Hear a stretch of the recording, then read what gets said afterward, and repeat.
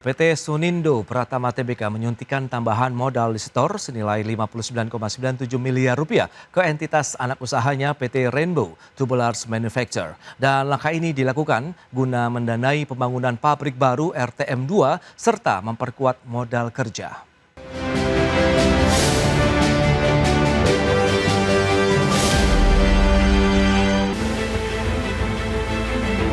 PT Sunindo Pratama Tbk memperkuat struktur permodalan anak usahanya untuk menangkap peluang pasar penyedia pipa migas.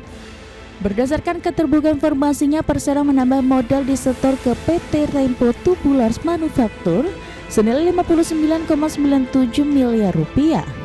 Direktur Suni Freddy Suyandi menegaskan dana tersebut dialokasikan sebagai capital expenditure pembangunan pabrik RTM2 dan modal kerja.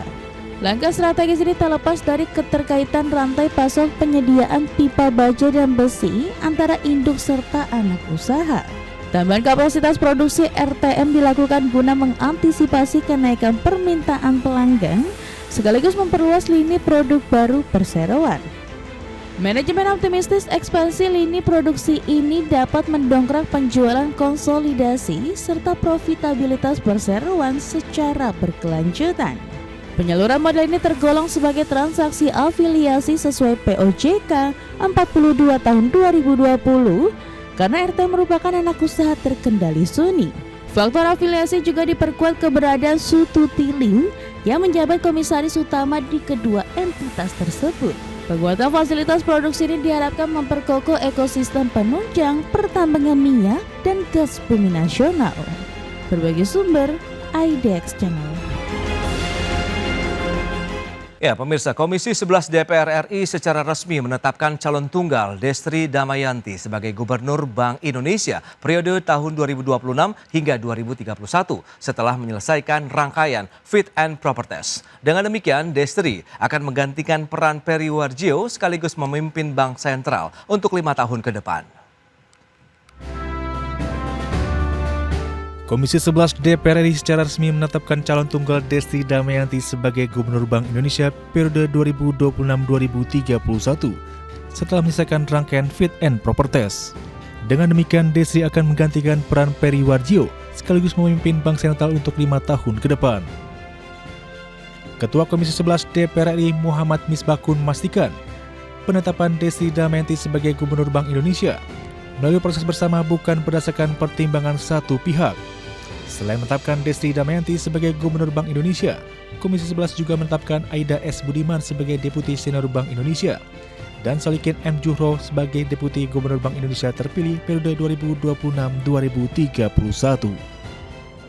Yaitu nanti ditentukan di rapat internal. Itu kan bukan polisi 1-2 orang dan juga bukan polisi kalau saya pimpinan pasti akan memimpin rapat dan dinamika rapatnya kan selalu ada.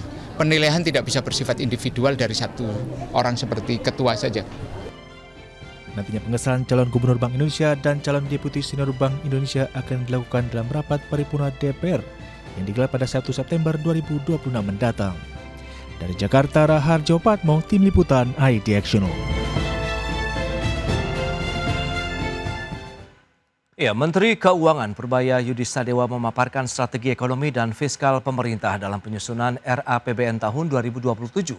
Purbaya menjelaskan strategi ekonomi tahun depan diarahkan untuk memperkuat sinergi kebijakan fiskal, moneter, sektor keuangan, dan investasi.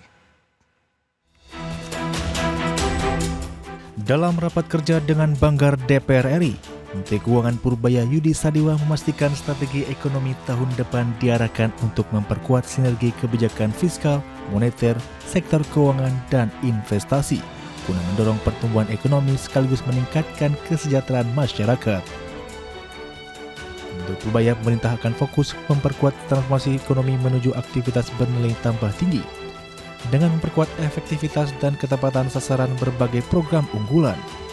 Tidak hanya itu, pemerintah juga akan meningkatkan perlindungan dan pemberdayaan masyarakat, termasuk memberikan dukungan bagi petani, nelayan, guru, dan pekerja.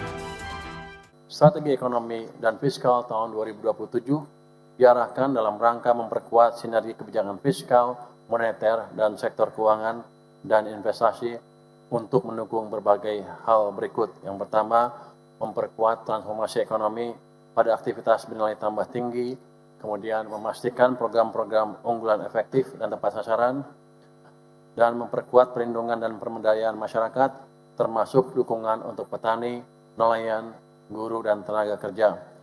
Juga memperkokoh sinergi pusat dan daerah, serta dukungan investasi untuk mempercepat pemerataan dan memperkuat tata kelola dan penegakan hukum. Purbaya menegaskan sebagai instrumen utama kebijakan fiskal, APBN memiliki peran penting sebagai shock absorber sekaligus counter cyclical untuk menghadapi berbagai guncangan ekonomi di tengah ketidakpastian global.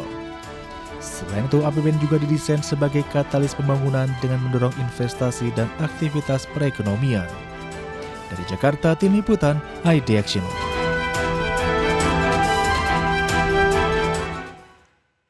Harbolnas atau Hari Belanja Online Nasional 2025 akan diselenggarakan mulai tanggal 10 hingga 16 September 2026. Menteri Koordinator Bidang Perekonomian Erlangga Hartarto pun menargetkan pendapatan Harbolnas di tahun 2026 meningkat minimal 10% atau bisa mencapai 40 triliun rupiah.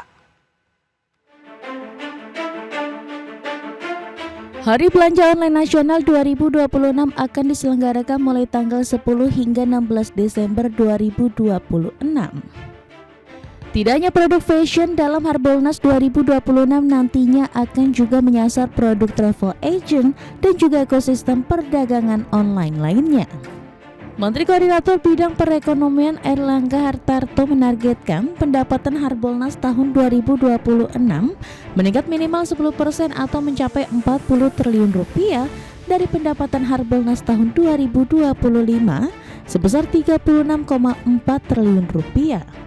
Pasalnya menurut Erlangga Hartarto dalam menghadiri kick-off Road to Harbolnas 2026, target pendapatan dari penyelenggaraan Harbolnas 2026 dapat meningkatkan daya beli masyarakat dan mendorong pertumbuhan ekonomi di kuartal 2 tahun 2026.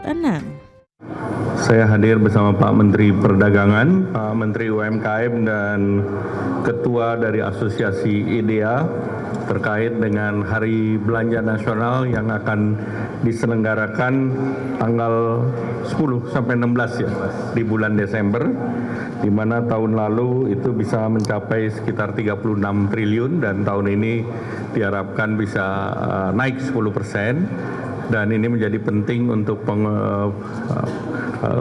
pendorong bagi pertumbuhan ekonomi di kuartal keempat. Berdasarkan data transaksi Harbolnas 2025, produk lokal yang terjual berhasil menyumbang 45% atau mencapai 16,6 triliun rupiah dari total transaksi pendapatan Harbolnas 2025 sebesar 36,4 triliun rupiah. Total pendapatan tersebut meningkat 17% dibanding Harbolnas tahun 2024 sebesar 31,2 triliun rupiah. Dari Jakarta, Ricky Anwar di IDX Jakarta.